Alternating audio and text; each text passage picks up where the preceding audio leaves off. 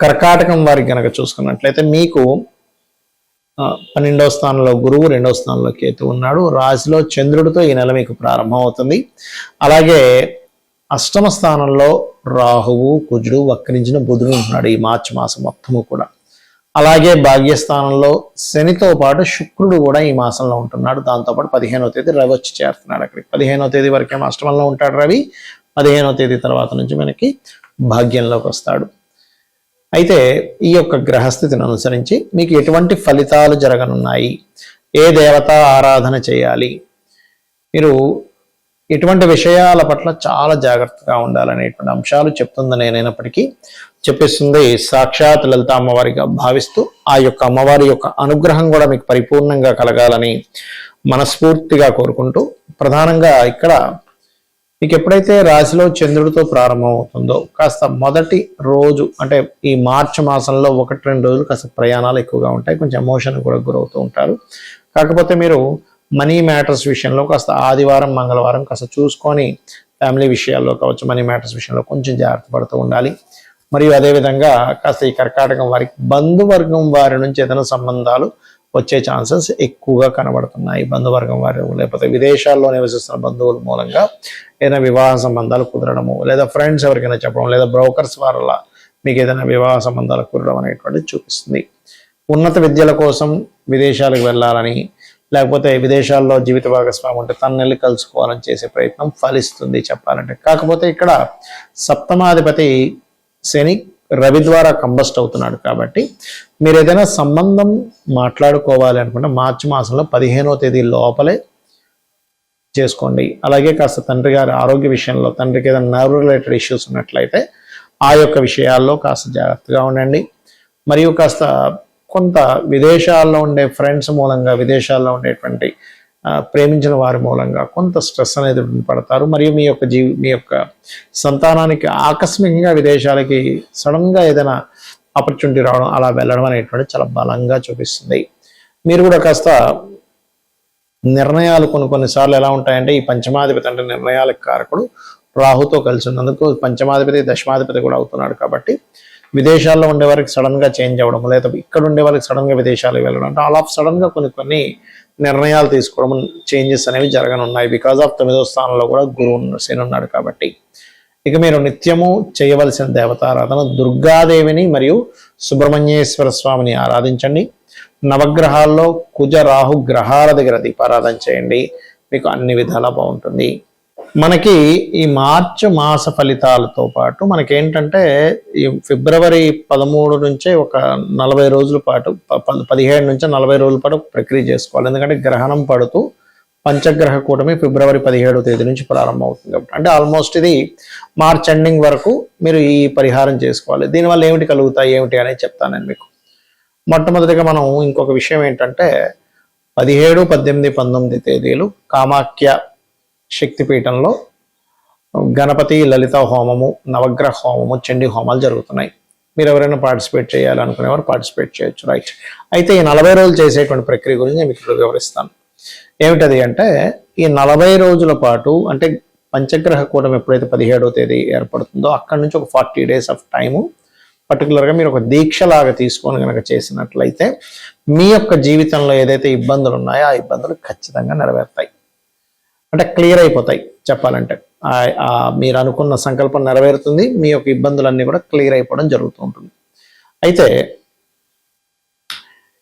ఎవరికైనా చూడండి, నేను రాజకీయంగా బాగా కలిసి రావాలి, చేసేటువంటి ఉద్యోగంలో ప్రమోషన్స్ రావాలి అని అనుకున్నప్పుడు రవిగ్రహం ముందు నిత్యము ఆదిత్య హృదయం చేస్తూ అర్ఘ్యం వదలండి. ఇది రెగ్యులర్గా మీకు కనుక అలవాటైతే లైఫ్లో చాలా మంచి ఆరోగ్యము, మంచి కీర్తి కూడా లభిస్తుంది, గుర్తుపెట్టుకోండి. అలా కాదండి, నాకు మానసిక స్ట్రెస్ ఎక్కువగా ఉంది, మానసికంగా ఎప్పుడు ఏదో ఒక ఇబ్బంది వస్తూ ఉంది, నాకు చాలా ఇబ్బంది పడుతున్నాను మానసిక స్ట్రెస్ వల్ల అని అనుకుంటే కనుక మీరు చేయవలసింది ఏమిటి అంటే, పర్టికులర్గా మీరు బియ్యము వీలున్నప్పుడు దానం ఇవ్వడం, లేనట్లయితే 40 రోజుల పాటు మెడిటేషన్ చేస్తూ, ఏది ఫిబ్రవరి 17వ తేదీ నుంచి 41 days 41 days చేయండి, మళ్ళీ ఎందుకు చేస్తూ మీరు శివాలయంలో ఏదైనా మీకు దగ్గరలో ఉండే శివాలయంలో ఒక 1/2 లీటర్ పాలు అభిషేకానికి ఇస్తూ ఒక రోజుకి ఒక్క మనిషికి సరిపోయేంత భోజనం పెట్టుకొని తీసుకెళ్ళి బయట ఉండేటువంటి కొంతమంది అనాథలు ఉంటారు, అన్నం కోసం అలమటిస్తుంటారు, వాళ్ళకి ఇవ్వండి. ఇది చంద్ర సంబంధించిన దోషాలను తీసేస్తుంది. దీనివల్ల ఆయుష్ పెరుగుతుంది, మెంటల్లీ డిప్రెస్ ఉండేటువంటివి క్లియర్ అవ్వడం జరుగుతుంది. ఎందుకంటే పంచగ్రహ కూటమి గ్రహణము అమావాస్య రోజు నుంచి ఇది ప్రారంభించినప్పుడు ఖచ్చితంగా అవుతాయి. అయితే ఈ అమావాస్య నాడు మీరు ఏం చేస్తారంటే 17వ తేదీ ఫిబ్రవరి, అంటే మనకు ముందే పడిపోతాయి ఈ వీడియోలు, మార్చి ఫలితాలు ముందే పడతాయి కాబట్టి ముందే చెప్తున్నాను. అమావాస్య నాడు ఏంటంటే మీరు స్వయం పాకం ఇవ్వండి, గుర్తుపెట్టుకోండి. అలాగే మరొక విషయం ఏంటంటే కొంతమందికి గొడవలు అవుతూ ఉంటాయి, మాటికి ఏదో గొడవ అవుతూ ఉంటుంది. అలాంటి వారు ఓం స్కందాయ నమః అనే మంత్రాన్ని ఈ 40 డేస్ 17వ తేదీ నుంచి 40 డేస్ చేయండి, 41 డేస్. అలాగే మరొక విషయం ఏంటంటే ఈ స్కందుణ్ణి చేస్తూ గోశాలకు వెళ్ళి గోవులకి క్యారెట్స్ తినిపించడము, కుంకుమ ఏదైనా అమ్మవారి ఆలయంలో అమ్మవారి కైంకర్యం కోసం వాడుకోవడానికి అన్నట్టుగా ఇవ్వండి, కుంకుమని గుర్తుపెట్టుకోండి. ఇంకా అదేవిధంగా కొంతమందికి వ్యాపారంలో ఇబ్బంది రావడము, లేకపోతే రిలేషన్స్లో ఇబ్బంది రావడము, అదేవిధంగా కొంతమంది పిల్లలకైతే చదువులో ఏదో డిస్టర్బెన్సెస్ రావడం జరుగుతుంటుంది. అలాంటప్పుడు మీరు ఏం చేస్తారంటే గోవులకి 40 డేస్ కూడా గోంగూర తినిపించడము, విష్ణు సహస్రనామాలు 40 డేస్ రెగ్యులర్గా వినండి. మీకు చదవడం వస్తే చదవండి, బట్ వినండి. ఇది కనుక చేసినట్లయితే ఖచ్చితంగా మీకు బాగుంటుంది. ఈ 40 డేస్ బుధగ్రహం దగ్గర దీపారాధన చేయండి. రవిగ్రహానికి సంబంధించిన ఫస్ట్ చెప్పిందేమో రవిగ్రహం దగ్గర, రెండవది చెప్పిందేమో మానసిక సమస్యలు ఉన్నప్పుడు చంద్రగ్రహం దగ్గర 40 డేస్ దీపారాధన, ఈ గొడవలు జరుగుతున్నటువంటి 40 డేస్ కుజగ్రహం దగ్గర దీపారాధన, ఇప్పుడు ఇది బుధగ్రహం దగ్గర దీపారాధన. ఇక కొంతమందికి సరైనటువంటి గైడింగ్ దొరకటం లేదు, సరైన గురువు దొరకట్లేదు, లేకపోతే సంతానానికి సంబంధించిన ఇబ్బందులు ఉన్నాయి. అలాంటప్పుడు ఈ 40 డేస్ కూడా మీరు ఏం చేస్తారంటే గురుగ్రహం దగ్గర దీపారాధన చేస్తూ గోవులకి అరటికాయలు తినిపిస్తూ ఓం ద్రాం దత్తాత్రేయాయ నమః అనే మంత్రం చేయండి, లేదా జయ గురుదత్త శ్రీ గురుదత్త కూడా చేసుకోవచ్చు. ఇది గనక చేసినట్లయితే ఖచ్చితంగా మీకు సంతానం కోసం ఇబ్బంది పడేటువంటి వారికి ఆ ఇబ్బంది అనేటువంటి తొలగుతుంది, సంతాన ప్రాప్తి లభిస్తుంది. అలాగే కాస్త మీరు ఏం చేస్తారంటే 40 డేస్ వీధి కుక్కలు ఉంటాయి, వాటికి ఏదైనా తినిపిస్తూ ఉండండి. అదేవిధంగా గోవులకి అరటికాయలు తినిపిస్తూ ఉండండి. గంధము కానీ పసుపు కానీ శివాలయంలో శివుని కైంకర్యం కోసం అన్నట్టు ఇవ్వండి, లేదా అమ్మవారి ఆలయంలోనే ఇవ్వచ్చు, నో ప్రాబ్లం. ఇక మరి కొంతమందికి వివాహం అవ్వదు. వివాహం అవ్వనప్పుడు ఈ 17వ తేదీ నుంచి 40 డేస్ ఆఫ్ ప్రక్రియ ఏదైతే ఉందో పర్టికులర్గా మీరు వివాహం విషయంలో ఫిబ్రవరి 17th నుంచి అండి, ఎందుకంటే మనం మార్చ్ ఫలితాల్లో చెప్తున్నాను ఎండింగ్లో ఈ విషయం.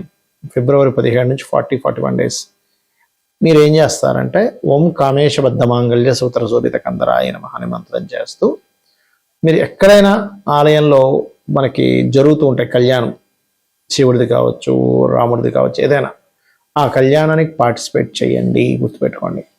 అలాగే మరొక విషయం ఏంటంటే ఇక్కడ మీరు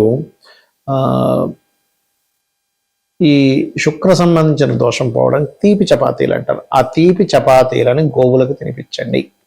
ఇక అందరికీ భయపడేటువంటిది కర్మకారకుడైన శని, కానీ భయపడాల్సిన పని లేదు. ఆయన పని ఏంటంటే కర్మనిస్తూ ఉంటాడు అంతే.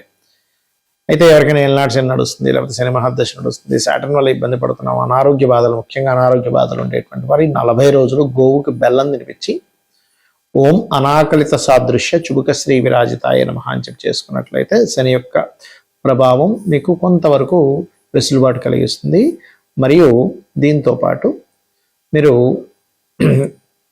ఓం సర్వవ్యాధి ప్రశమని సర్వమృత్యు నివారిణి అగ్రగణ్య అచింత్య రూప కలికల్మషనాశిని నమః చేసుకోండి. ఇక రాహుకేతు దోషాలు ఉన్నాయి, అప్పుడు ఏం చేయాలి అన్నప్పుడు ఇది నేను చెప్పేది ఏదైనా సరే మీరు ఖచ్చితంగా రోజు ఆ గ్రహం దగ్గర, శనికి సంబంధించింది అయితే శని గ్రహం దగ్గర, శుక్రకి సంబంధించిన శుక్ర గ్రహం దగ్గర, గురువు అయితే గురు గ్రహం దగ్గర దీపారాధన చేయాలి 40 డేస్. రాహుకేతువులు అయితే రాహు అంటే మాయ, ఏదో అయిపోతుంది అనేటువంటి భయం ఉండేటువంటి వారు దుర్గాష్టోత్తరం చదువుకోవాలి. కేతువు అయితే ప్రతిదీ ఆటంకం జరుగుతుంది అన్నప్పుడు కేతు ప్రభావం ఉందని, అప్పుడు గణపతి యొక్క స్తోత్రం రోజు చేసుకుని ఓం గం గణాధిపతి నమః అనుకోండి. మరి స్త్రీలు 40 రోజులు కంటిన్యూ చేయలేరు కదా, అప్పుడు ఎలాగా అంటే 25 రోజులు అలా చేసి మళ్ళీ గ్యాప్ ఇచ్చి మిగిలింది 5 రోజులు గ్యాప్ ఇచ్చిన తర్వాత చేసుకోవచ్చు, ఎటువంటి దోషము లేదు. ఇది ఇలా చేయండి, ఖచ్చితంగా మీకు ఈ పంచగ్రహ కూటం వల్ల కలిగేటువంటి ఫలితాలు ఖచ్చితంగా వస్తాయి. మీరు ఎవరైనా ఆ కామాఖ్యలో పార్టిసిపేట్ చేయాలనుకుంటే కింద ఇచ్చిన నెంబర్కి మీ గోత్రము మీ పేరు పంపించినట్లయితే వివరాలు పంపించడం జరుగుతుంది. శ్రీమాత్రే నమః.